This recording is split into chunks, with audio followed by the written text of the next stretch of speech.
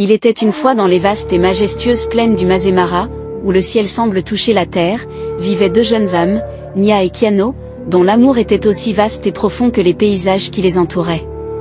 Nia, une jeune femme massaï à la beauté envoûtante et au courage inébranlable, était connue pour sa sagesse et son esprit indépendant. Kiano, un guerrier fort et respecté, mais au cœur tendre, était amoureux de Nia depuis leur enfance. Leur amour, pourtant pur et sincère, était menacé par les traditions strictes de leur peuple. La mère de Nia, Essie, une gardienne stricte des coutumes massaï, avait promis la main de sa fille Amara, un riche marchand du village voisin. Essie voyait en ce mariage une opportunité de renforcer les liens entre les communautés et d'assurer un avenir prospère à sa fille.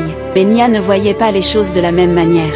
Son cœur appartenait à Kiano, et l'idée d'épouser Mara la remplissait de désespoir.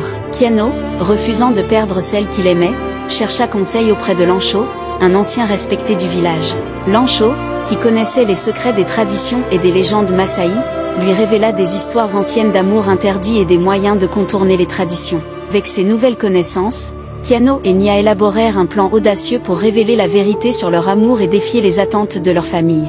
Les jours passèrent, et l'angoisse de Nia grandissait à mesure que la date de son mariage avec Mara approchait. Elle et Kiano étaient déterminés à se battre pour leur amour.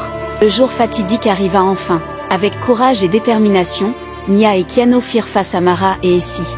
Devant l'assemblée des villageois curieux et surpris, ils révélèrent leur amour et les anciennes légendes que Lancho leur avait racontées.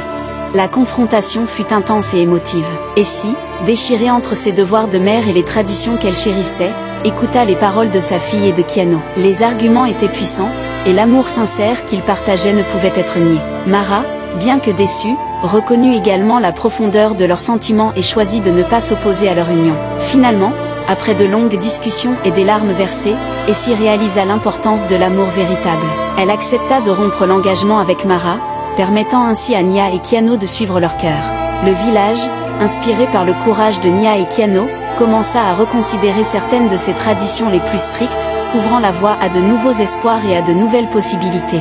Ce jour-là, sous un magnifique coucher de soleil, Nia et Kiano se marièrent entourés de leurs amis et familles, célébrant leur union avec des danses et des chants massaï. Leur histoire d'amour, autrefois interdite, devint une légende de courage et de changement. Elle prouva à tous que même les traditions les plus anciennes peuvent évoluer pour embrasser le véritable amour, et que le cœur, lorsqu'il est guidé par l'amour, peut surmonter tous les obstacles.